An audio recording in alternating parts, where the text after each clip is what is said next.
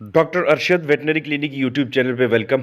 Video में आपको ये बताने की कोशिश करूँगा कि मुर्गियों में जब सांस के मसाइल हो जाएं या उनकी जिस्मानी पीएच बरकरार ना रहे, वो पानी की मिकदार कम पीने लगें, उनको डायरिया हो जाए, पतली बिठें हो जाएं और आप उन पे कोई एंटीबायोटिक्स या कुछ क़ुव्वत बख्श अद्वियात इस्तेमाल करना चाहें, कोई ऐसा मटीरियल इस्तेमाल करना चाहें कि जिससे उनका हाज़मा भी बेहतरीन हो जाए और बाकी वाले ये जो मसले मसाइल लाहक हैं ये भी बेहतर हो जाएँ। तो उसके लिए मैं आज रिकमेंड करने वाला हूँ कि आप एसीवी इस्तेमाल करेंगे। एसीवी मतलब कि एप्पल साइडर विनेगर यानी कि सेब का सिरका इस्तेमाल करेंगे आप। इसके अंदर हयातीन और मादनियात यानी कि विटामिन्स और मिनरल्स ये भरपूर मकदार में मौजूद होते हैं और ये मुर्गियों की क़ुव्वत मदाफ़त को मुस्तहकम रखने में पूरा किरदार अदा करते हैं। मुर्गियों का निज़ाम बहुत मौसर किस्म का होता है। इसके एक हिस्से का नाम है क्रॉप यानी कि थैली। ये नीचे की जानब में जो वीडियो में दिखा रहा हूँ आपको कि यहाँ से मुर्गी खुराक खाएगी, उसके बाद ये यहाँ क्रॉप में जाके सबसे पहले खुराक स्टोर होती है। यहाँ पे इसके साथ मज़ीद एंजाइम्स मिलते हैं, मज़ीद रतूबतें इसके साथ मिलती हैं। यहाँ पे हल्की-फुल्की खुराक की तोड़-फोड़ होती है और फिर यहाँ से खुराक आगे जाती है। ये वो पहली जगह होती है कि जहाँ मुर्गी दाना खाने के बाद खुराक को कुछ देर के लिए ज़हीरा करती है। यहाँ पे खुराक नरम होती है, हल्की-फुल्की टूट-फूट के बाद वो मैदे में दाखिल होती है। अब सेब के सिरका का कमाल क्या है, वो ये है कि जब हम मुर्गियों के पानी में सेब का सिरका शामिल करते हैं, तो मुँह के अंदर से गुज़रता हुआ ये सिरका जब इस क्रॉप में यानी कि जब इस थैली में पहुँचता है, कि जो कि निज़ाम का हिस्सा है, तो इसमें पीएच की मिकदार कम कर देता है। पीएच की मिकदार कम करने से ये फ़ायदा होता है कि अगर वहाँ किसी किस्म के मुज़र सेहत जरासीमें मौजूद हों या खुराक पानी में शामिल मुज़र बैक्टीरिया मौजूद हों, तो वहाँ पे इस जगह पे जाके इनका ख़ात्मा हो जाता है।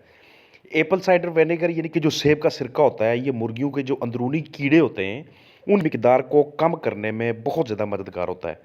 ये मुर्गियों की अंतड़ियों को इस तरह से साफ़ करता है, वहाँ पे ऐसी सफाई करता है कि वो जो अब माहौल होता है ना, अंतड़ियों वाला, वो अंतड़ियों के अंदर जो भी निज़ाम है अब वो कीड़ों के वहाँ पे रहने के लिए वो जगह साज़गार नहीं रहती।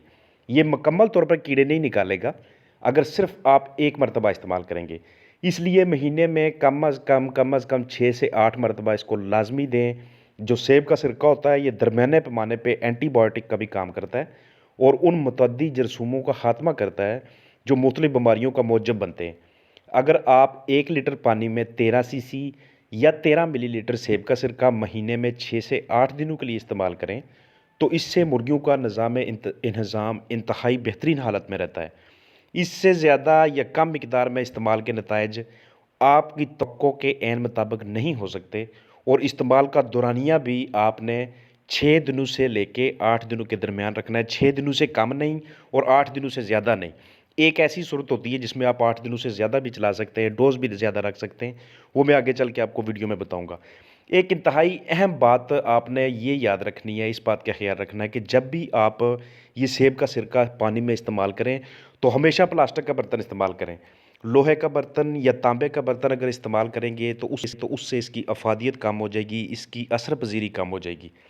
अगर आप 4 लीटर पानी में एसीवी मिक्स करना चाहते हैं सेब का सिरका, तो 1 चम्मच सेब का सिरका अच्छी तरह मिक्स करें। पानी गर्म या नीम गर्म बिल्कुल नहीं देना, बस ताज़ा पानी होना चाहिए। चाहे आजकल का मौसम है, सर्दी का मौसम है, ये सेब का सिरका जो होता है, इसको आपने पानी की किसी भी किस्म की ट्रीटमेंट करके उसमें नहीं डालना। सादा पानी मोटर से ले लें या नलके से ले लें, उसके अंदर आप ये इसको मिक्स करके दें।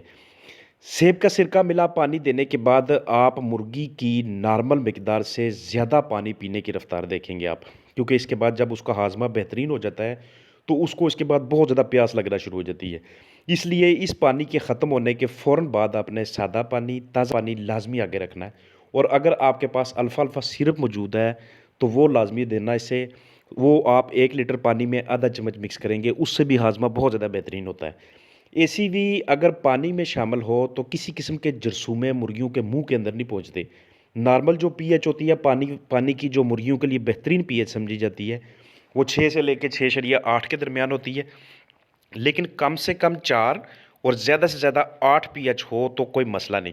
अगर 4 से कम हो गई और 8 से बहुत ज़्यादा हो गई, तो उस सूरत में सबसे पहला नुकसान क्या होता है कि मुर्गियाँ पानी की मिकदार बहुत कम कर देती हैं और जब एक बार मुर्गी कम मिकदार में पानी पीती है, तो उस बाद उसके जिस्म की जो टिश्यूज़ हैं, जो बाफ़तें हैं, वो आस्ता-आस्ता से वहाँ से ख़त्म होना शुरू हो जाते हैं। उनमें उस तरह से जान नहीं रहती, उसमें पानी की मिकदार कम होने की वजह से मुर्गी कमज़ोर होना शुरू हो जाती है।